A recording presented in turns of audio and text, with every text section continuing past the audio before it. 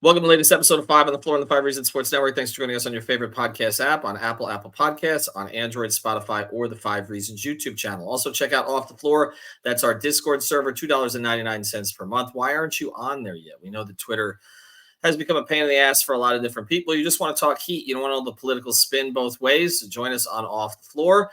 Not only do you get updates from us, but you can communicate with Heat fans all day long, and you can provide ideas for our episodes. In fact, I got this one from there. So check it out.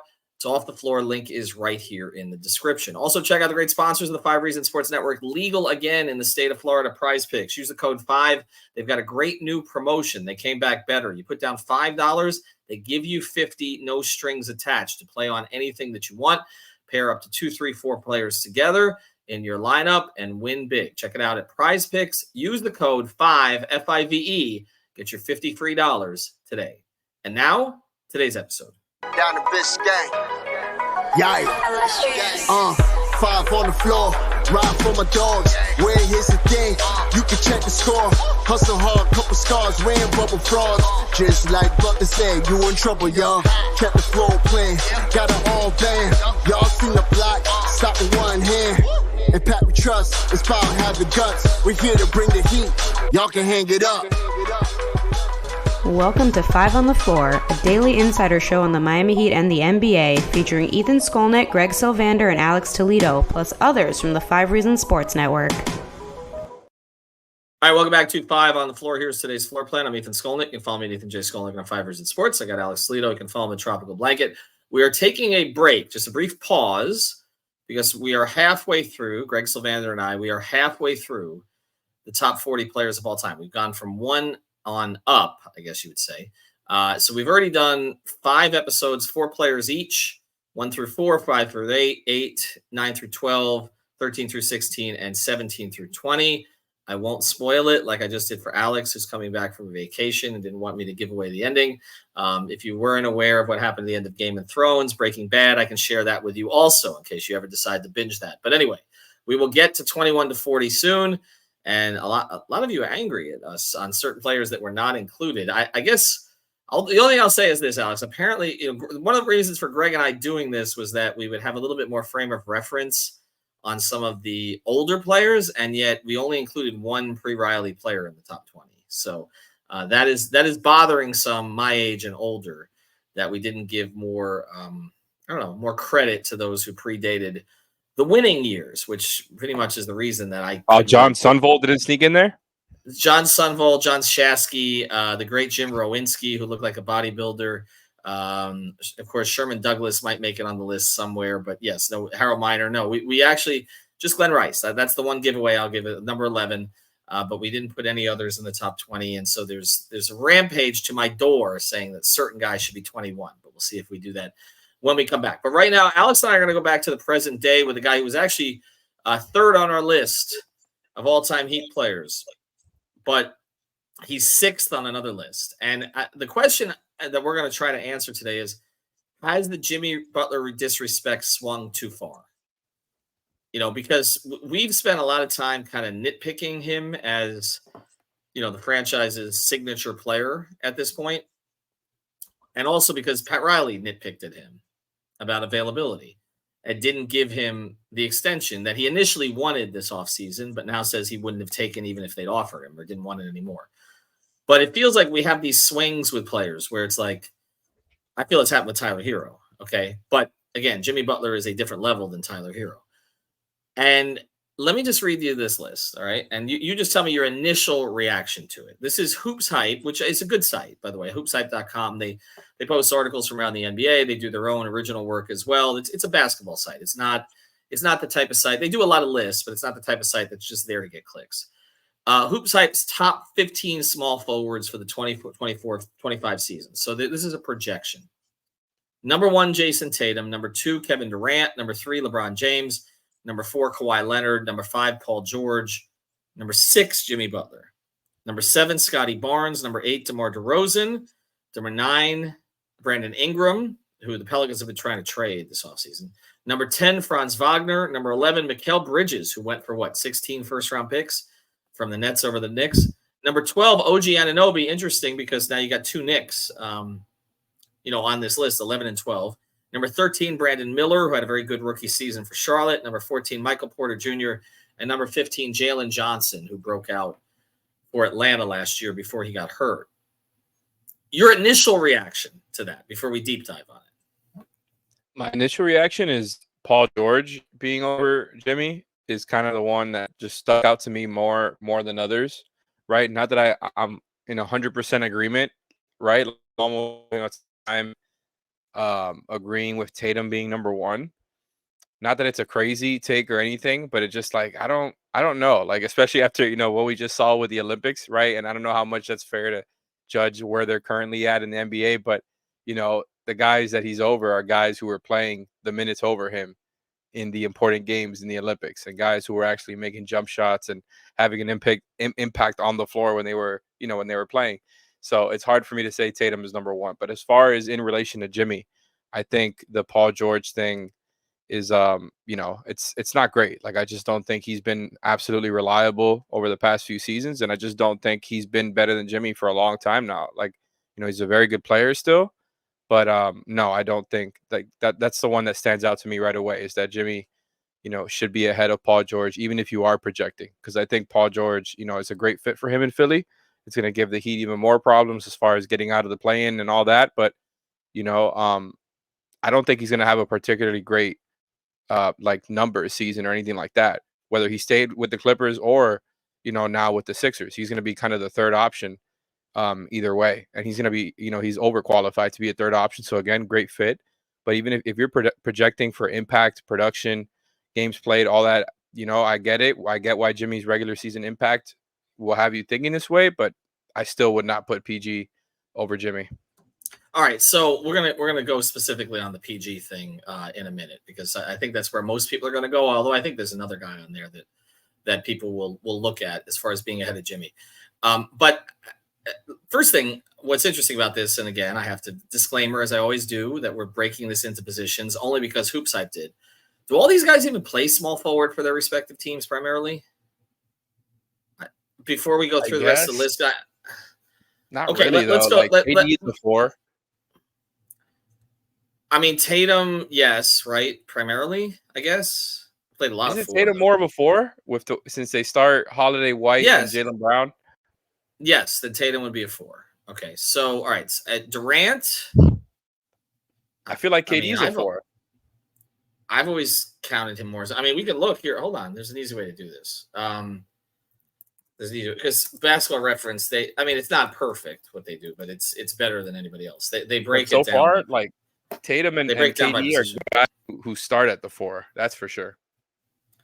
Right. That's that. Well, okay. So this is all right. Let me go through positions because they do this play-by-play thing. So last year, they have KD at the power forward position 85% of the time, small forward 6%. Now, career-wise, and again, this is not perfect, but they're one of the few sites that actually does this. Basketball Reference for his career has him 50% small forward, 37% power forward, 8% two guard, 6% center. In fact, they had him at 45% center with Brooklyn in 2021. So, but he's, according to them, he's been a power forward the last couple of years. Okay, so that's again, as we're going through the list here, it's hard to separate guys because positions. This is where I agree with Sean. They don't mean what they used to. But who's the other one? I'm sorry, LeBron. Now LeBron AD hasn't wanted to play the 5, right? LeBron never wanted to be called a 4. That was his whole issue with Spo on that stuff. He would complain to us about having to guard David West and all that. But, again, it kind of depends on how you're classifying it, like it's who you guard or it's what position you're playing offensively. But let me take a look at the play-by-play here for Mr. James, because I think he's playing more 4 than he's playing 3 these days. I mean, to be honest, he's playing more 3 and 1. 4 and 1. They have him for this past season 86% power forward, 1% small forward, 13% center. And the year before, it was even more divergent, 93% power forward, 7% center. It was the year before that I think the year before that they had more traditional center with the Lakers. I can't remember exactly who it was, but Davis played more 4 And so you had, I'm sorry, it went the other way. They only had him at 6% that year at small forward. They had 50% center. So I don't even know that LeBron and Durant are small forwards anymore. I mean, that's, and I don't know who was the small forward last year with the Clippers. These guys played together. Yeah. You see, and that's why Right. I think this is just a weird category here. Like it all just feels a little bit all over the place, right? It's like very like they feel like it's become kind of subjective. If you don't fit into like, the 1 or the 5, what are you, right? Unless you're playing one position. I guess it just depends on like the rest of your team context. Well, I think it's supposed to mean kind of the elite wings, there is a tradition of now elite wings who play both ends of the court. And LeBron came in as primarily playing the 3. And Durant on the teams in Oklahoma City, especially after Perkins got there, it was Perkins at the 5, Ibaka at the 4, Durant at the 3. So he was playing more 3. But so I'm looking at Jimmy here, right? Well, they have Jimmy at the 4, 74% of the time last year. Interesting. 83% of the time the year before. And then in 21-22, they have him at small forward 67% of the time. His first 2 years in Miami, 70% small forward, 64% small forward. So according to them, they're tilting him more to the 4, which may be because they're counting, I guess, size-wise, maybe, that Caleb and maybe even PJ were more the 3. Hayward. Yeah. So anyway, all right. I wanted to put that out there because, again, it's hard to say, okay, who is a small forward? But these are all players who are kind of in the same category. Now, I'm going to go to what you said about Paul George. I like Paul George a lot. People know that as a player. Okay, I like him as a player. I think he's been kind of unfairly maligned about certain things over the course of his career. But I can't put him ahead of Jimmy Butler because, honestly, I don't even think that if both players were available for next season, like available, free agents, okay, not in Jimmy's case, one more year on the contract before the player option, and Paul George was a free agent. I think if Philadelphia had its choice, don't you think they would have brought Jimmy back? Honestly, like I said, I think Jimmy is the better player, but you can definitely make the case for PG just being the better fit. Like I think the way that he can play off the ball and is, at other points in his past has been a problem, him deferring too much or whatever, willing to play a role. Like it's going to help him a lot playing with Philly, with the way that Embiid can dominate an offense and with the leap that Maxey has taken where he's, at worst, the third option and probably more likely the second option with how much he's going to have the ball in his hands. So I think you can absolutely make the case that PG is the better fit. But again, individually, Jimmy's the better player. And, to your point, like we've seen him already with Embiid. Right. We've already seen it. So it's like for all the shooting problems or whatever that you might have, with Jimmy and the spacing, you can work those types of things. Well, Alex, not only did we see it with Embiid, but we saw it with Embiid where the other guy was a non-shooter in Ben Simmons, right? Yep. And not only did it still work to a degree because they were within a crazy Kawhi shot, right, of maybe being a finals team or a champion that year. But also, again, they had Redick, I guess, right? So he would have been kind of the pressure relief as a shooter in the starting lineup. But again, Ben Simmons, their big 3, like none of them, Embiid, I guess, steps out, but like none of them, that's their primary part of their game is being a spacer. So, and yet it managed to work. Again, I like Paul. Let's go through some of the numbers here just on the last 2 years, okay, of Paul George and actually, let's go to the last 3 years. Paul George and Jimmy Butler, okay? In the last 3 years, Paul George has played 161 games, okay? In the last 3 years, Jimmy Butler has played 181 games. So Jimmy's actually played more games over the last 3 years. My math might be off on the top of my head. No, 121, 181 for Jimmy, average of 60 a season. And then because Paul George had that year where he only played 31, 21, 22. So 87. So Jimmy's played basically 20 more games over the past 3 seasons than Paul George. So if you're going to argue, okay, well, Jimmy hasn't been on the court, hasn't been healthy, or hasn't been available, which is, again, an argument we've made at times. he's been more available than Paul George. I haven't even gotten to Kawhi yet. Okay. And then if you look at the raw numbers here, so points per game, last 3 seasons, Jimmy 21.4, 22.9, 20.8. Paul George 24.3, 23.8, 22.6. He's always been a little bit more of a scorer than Jimmy. Shot 41% from 3 last year. Jimmy shot 41% from 3 last year. I know that'll surprise people. More attempts for Paul George. He averaged 7.9. Obviously, he's more of a volume shooter from there. Rebounds last year, 5.2. Jimmy, 5.3. Assists last year, Paul George, 3.5. Jimmy, 5.0. We've characterized last year as a down year for Jimmy. The numbers are right there with Paul George. I know the impact was not there in some of the key games. I'm not going to backtrack from any of that. Said it needs to be more this year. But Jimmy Butler was every bit as good as Paul George when he played last year, and has been every bit as more available than Paul George over the past 3 seasons, and has done a hell of a lot more in the postseason than Paul George, right? Like, we can call him playoff P or whatever you want to call him, but again, there's been a mixed playoff history of Paul George. There's been some great flourishes, and then there's been some games where he's just been awful. Now, I'm talking about really more post-Indiana, okay? So since he got over there, I don't know how you make an argument that Paul George has been better than Jimmy Butler over the last 3 years. So if your argument is, okay, he'll be better than him this year because he's been more available. Well, he was more available last season, but he hasn't been over the course of the last 3, over the last 4. And this is well beyond that awful injury that he suffered, on the court playing for Team USA. So I don't really see the argument there. And to your point, he's a really good fit with Philadelphia, but his numbers are going to be down. His numbers are going to be down playing with the 2. I don't think Paul George averages 20 this year. I mean, if he does, they're going to have 3 20-point scorers because the other 2 are going to be, right, 28 to 30 and probably 23 to 26, something along those lines. His efficiency may be up. Is Paul George a better defender than Jimmy at this stage? Honestly, I don't think so. And PG is still a star. Like, I'm not trying to, talk down on him so much. I just have not thought of him as a better player than Jimmy Butler for a long time now. The reasons you said, like, Jimmy has just done it at a different level. And PG, credit to him for what he did during the Indiana years. Credit to that MVP level season he had for the Thunder, and credit for that conference finals run he made with the that people kind of forget about.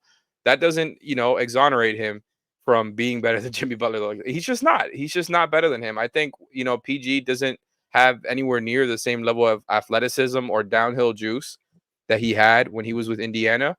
And even though Jimmy, has declined in, marginally in some of those things, he's still fantastic at getting to the rim. Does it in unorthodox way. It's not off a burst, as we know, but he's still very good at it. Still gets to the free throw line at will, and those things are extremely valuable to have. We know that Jimmy can hit an open shot. Obviously, Paul George has him beat there by a lot as a shooter. He's a high volume shooter and a very good one.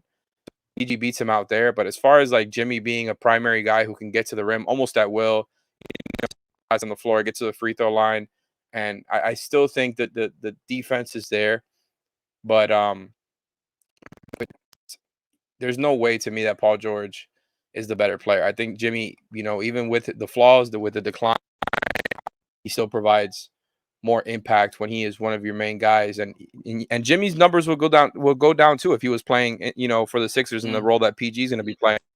I think Jimmy in the role that he's in with the Heat, like, I just think he's much better suited for it. Paul George, who has had his own availability issues and his own like concerns about whether or not he's that guy at this point in his career. And I don't think he is. He's still a great, fantastic two-way star. But I think the diminishing in his offensive game, he's still, again, a great offensive player, but not the same athlete. I just think Jimmy, it puts him over the top. He's just done it at a higher level in the playoffs, has put together some crazy performances. Like, I just don't see it, even if you are projecting. All right, we're gonna talk about a sponsor here, and then on the other side, we'll talk about the guy who's still a Clipper, Kawhi Leonard. Before we do, want to mention a great sponsor, the 5 Reasons Sports Network. Our friend Nelson and his family, his entire team. If you work in a medical office, a hospital, this is what you got to reach out to. 561-891-9620. That's 561-891-9620. Mobile C-Arm and Staffing Services. You can find them at c-armandstaffing.com. That's the letter c-armandstaffing.com. They bring the x-ray equipment and the staffing to you. They take care of everything for you. Reach out to them on their website. Make sure you mention 5 Reasons. Also, right now, they're hiring x-ray techs. If you're in that field, reach out to them for that as well. Again, mobile C-Arm and Staffing Services, c-armandstaffing.com. Again, it's 561-891. But let's go through the numbers here from just the past 4 seasons. Starting in 2021, Kawhi played 52 games. Jimmy played 52 games. Next season, Kawhi didn't play because of an ACL injury. Jimmy played 57 games. Next season, Kawhi played 52 games. Jimmy played 64. Last season, Kawhi did outplay Jimmy in terms of number of games, 68-60. Okay. Again, when Kawhi plays, he's still pretty damn good. I mean, last year averaged 23.7 points, shot 53% from the floor. He's still an elite defender. Six rebounds, 4 assists. He's never been as high an assist guy as Jimmy, or at least not since Jimmy got to Miami. But then if you go to the playoff stuff, and I know that people can point to what Kawhi's done in the postseason in terms of winning, finals MVP with San Antonio and all of that, and what he did with Toronto. I'm not going to argue that Kawhi's not a great playoff player. But, I mean, it's not like there's been a lot more lately. They lost to Phoenix in 5 games in 2023. He played 2 of those games. They lost to Dallas in 6 games this season. He played in 2 of those games. I mean, he just hasn't been available the past few years. And again, that's been one of the knocks against Jimmy. So if you're doing a projection for this season, what are we projecting? I mean, does anybody expect Kawhi to play more games than Jimmy does? I mean, I'll tell you what, if he does, Jimmy's not getting an extension from the Heat, right? I mean, is that the expectation level, or is this just reputation? Because I can make an argument. Look, I can make an argument for Jimmy over Jayson Tatum when it matters. And they have Jayson Tatum first on this list. But I'm not going to make the argument for Jimmy over Jayson Tatum overall, because Jayson Tatum, likely will play more games than Jimmy this season and likely will put up bigger regular season numbers than Jimmy. It's just that he'll probably get carried again in the postseason like he was this year. And I'm not going to make a case for Jimmy over Kevin Durant or LeBron James, because they're otherworldly talents who we just saw play at the highest possible level. And the point you made, and even though neither of them is a small forward anymore, but the point that you made before we came on was Tatum is 1 on this list, but couldn't get minutes behind guys 2 and 3 on this list. So I want to let you close here on the Kawhi stuff, but do you have any problem with Tatum being 1? I do. I just don't think he's better than all those guys. Even with him having won a championship, like you said, it's just he didn't do it in such a way where it's like, okay, he is the clear-cut number 1 out of all these great players in that list. So, I'm not mad at it. Again, it's just it feels like a lot of recency bias because of him having won the championship. But I don't think when it comes down to it, who do I want right out of everybody on this list, to win an important game? It's, oh my God, if you were drafting from these guys that we've been talking about to win an important game, he's probably near the bottom. I'm sorry. And that doesn't mean he's always performing bad or, underwhelming in big games. He's had some great ones, especially to me, the most important or most impressive stretch in, individually in Tatum's playoff career were that stretch where they ended up beating the Bucks a couple of seasons ago in the playoffs. And, I thought that was really impressive. That's great and all. He was a big part of that and was the number 1 in that situation. But as you mentioned, there's just been so many times where, he has so many, helpful players on his team, and his teammates can just kind of, he's having a bad game or bad games, and they can just kind of, take the load off of whatever he's doing. If he's the one that's being focused on the defensive end on the scouting report, he has enough, frankly, and that's what it comes down to. So he's a great player. He's a top 10 player. I don't think I'm taking him over a lot of these guys here. So that's my first thing. When it comes to Jimmy versus Kawhi, I don't think it's crazy to say Kawhi at his best is better than Jimmy, but it just feels very theoretical now. And I know it's, some people can point and say, hey, the stuff that we do with Jimmy is becoming sort of theoretical. But Jimmy's just done it much more recently, right? Even though with this kind of down season he had, regular season, and then the injury for the playoffs, like I just think Jimmy has done it at the highest of levels much more recently than Kawhi. And you asked the question if Kawhi is going to go back to, is going to have another season playing a bunch of games in the regular season. I don't think so. I feel like he just saw the best, right, as of what you're going to get out of Kawhi in the regular season, like about 68 games. I feel like you can't ask for much more, right, based on what he's giving you in the past. Even with that, right, like people wanted him to try to play more. Even with that, same results, right, like out in the playoffs. You just can't rely on him. And then, other guys have to take up a bigger role, and, it completely throws off the blueprint. So I just think when you look at that, even if you're projecting, it's hard for me to put Kawhi over Jimmy, even with the season that we just had to kind of go through watching the Heat. I just think Kawhi, he's amazing at his best, still really good. It's just that the availability is just so much more of a question with him, even coming off of this season here, because I just don't think we're going to get that again. I don't think you're going to see another season with 70 games played out of Kawhi. And you can make the case, again, he's better when they're at their best. I just think you've seen Jimmy at his best, much more recently. So I'm looking at the rest of this list, and before I close this, I'll pose one more question that both of us can answer. So the rest of this list: Scotty Barnes, DeMar DeRozan, Brandon Ingram, Franz Wagner, Mikal Bridges, OG Anunoby, Brandon Miller, Michael Porter Jr., Jalen Johnson. If I was to pick one of those 8 guys to kind of, and again, it's an imperfect list of small forwards for reasons we've outlined, but is Franz a small forward, by the way? I don't view him as a small forward. But if you're to look at these 8 guys, which is the one that you think could pop into this list and belong this year? Ooh. Is it Scotty? Probably Scotty. Yeah. Scotty. Just because he's going to have a year now, with a whole season now without Siakam, where he's going to be the clear-cut number 1 on a bad team. So I think he could have a really big time, like, number season, right? Like he might be a fantastic fantasy guy. I'm not a fantasy guy, so I don't know what I'm talking about here, but I just think he's going to have a great number season with the opportunity he's going to have there. It's going to be like twice as much as last season, specifically while Siakam was there. And this team doesn't look like they're trying to win anything. So I just think him means play more of their young guys, and he's going to be leading them.